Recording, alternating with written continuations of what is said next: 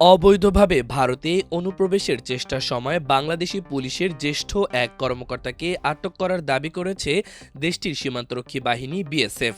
শনিবার দেশটির পশ্চিমবঙ্গ রাজ্যের উত্তর ২৪ পরগনা জেলা সীমান্ত থেকে তাকে আটক করা হয়েছে বলে জানানো হয়েছে।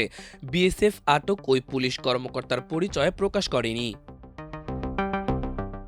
পশ্চিমবঙ্গ বিএসএফের কর্মকর্তারা জানিয়েছেন, স্থানীয় সময় শনিবার সন্ধ্যা ৬টা থেকে ৭টার মধ্যে উত্তর ২৪ পরগনা জেলার হাকিমপুর সীমান্ত চৌকির কাছ থেকে বাংলাদেশি ওই পুলিশ কর্মকর্তাকে আটক করা হয়।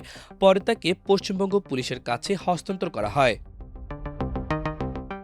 দেশটির কর্মকর্তারা বলেছেন, সীমান্তের একটি কাঁটাতারবিহীন অংশ দিয়ে প্রবেশের চেষ্টা করেছিলেন তিনি। আটককৃত ব্যক্তির কাছ থেকে একটি পরিচয়পত্র পাওয়া গেছে। এতে দেখা যায় তিনি বাংলাদেশ পুলিশে কর্মরত।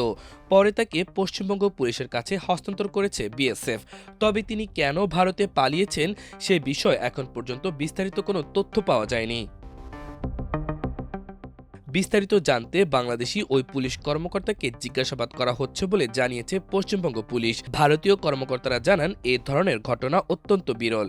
এর আগে কোনো দায়িত্বে থাকা বাংলাদেশি পুলিশ কর্মকর্তা ভারতীয় ভূখণ্ডে এভাবে প্রবেশ করতে গিয়ে ধরা পড়েননি।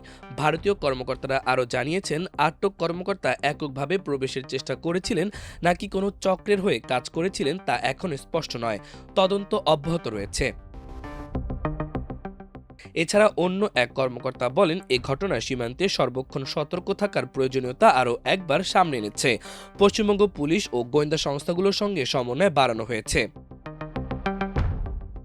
ভারত বাংলাদেশ সীমান্ত বিশ্বের দীর্ঘতম আন্তর্জাতিক সীমান্তগুলোর একটি, যার দৈর্ঘ্য প্রায় ৪,০৯৬ কিলোমিটার। এর মধ্যে শুধু পশ্চিমবঙ্গে রয়েছে প্রায় ২,২১৭ কিলোমিটার।